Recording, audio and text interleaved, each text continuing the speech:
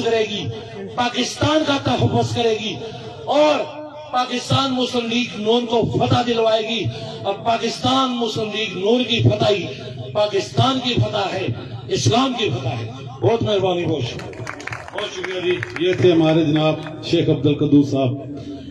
मैं सारे गुजारिश करता हूँ, बस वक्त करीब और हमारे 3 मेन मुकर्रीन भी रहे और इंशाल्लाह वो करीब आ रहे हैं।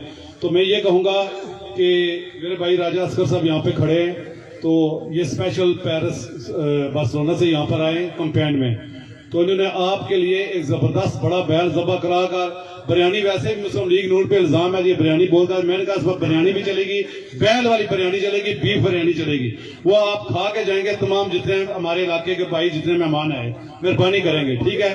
और शेख साहब